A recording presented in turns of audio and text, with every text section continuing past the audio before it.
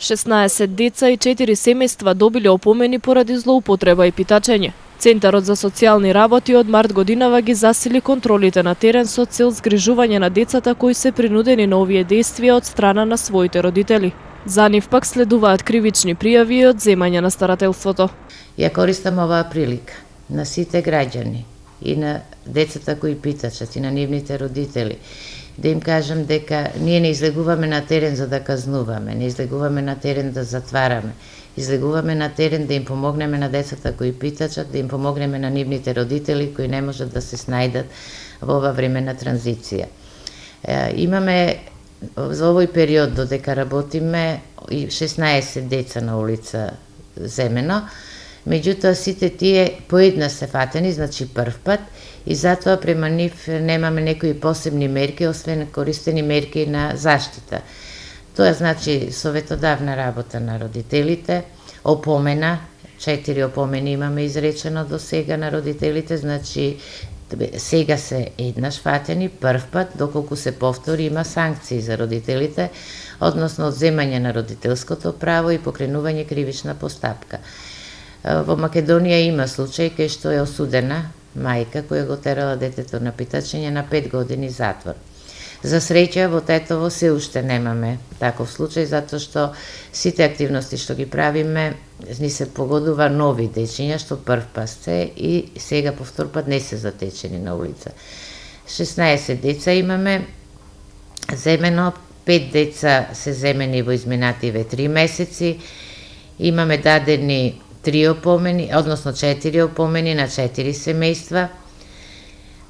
Имаме поставено старателство, временно старателство, дете кое питачеше беше најдено со прабаба, додека дојде мајката, значи имаме поставено времен старател. Голем дел од децата питачи воопшто не се пријавени дека постојат, не посетуваат училиште, а не се ни здравствено осигурани. Од Центарот за социјални работи потенцираат дека децата кои ќе се затекнат на улица добиваат целосна здравствена грижа и им се подготвува документацијата. Апелираат до граѓаните и образовните институции секој можен случај на злоупотреба на дете да го пријават кај нив. Сите дечиња се однесени на лекарски преглед, извршен им е преглед. Во еден случај само имаме упатување во Завод за ментално здравје и на Младинска невропсихијатриска клиника во Скопје. Значи се грижиме за здравјето на дечињата пред се грижиме да започнат со процес на образование, затоа што дел од нив не беа вклучени во процес на образование, и се трудиме да им ги решиме проблемите, семејните проблеми доколку ги имаат, било од економски аспект, било од психолошки аспект, за да децата повеќе не се најдат на улица. Значи целта на нашите активности е да се заштити пред се детето, а не ни е цел да казнуваме и да санкционираме. Барам помоши од граѓаните, значи кога доаѓаме ние, често ни се случува да реагираат многу бурно.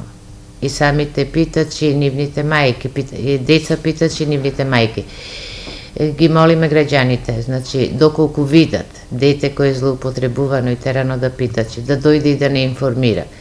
Истото го направивме со училиштата, во социопсихолошките служби, им кажавме доколку има сознание за нивни ученици, дека се терани на питачење да не информираат писмено. Веќе имаме случај така разговарано со психосоцијалната служба од Братство, што има можност за 2 дечиња, што се сомневаат, ќе провериме таа информација и доколку е точно ќе работиме со семејствата на тие 2 ученика. Теренските активности се одвиваат 2 пати во неделата. Центарот работи преку координативно тело составено од психолог, педагог и социјален работник. Помош на терен добиваат од полициски службеници, локалната самоуправа и клиничкиот центар во Тетово.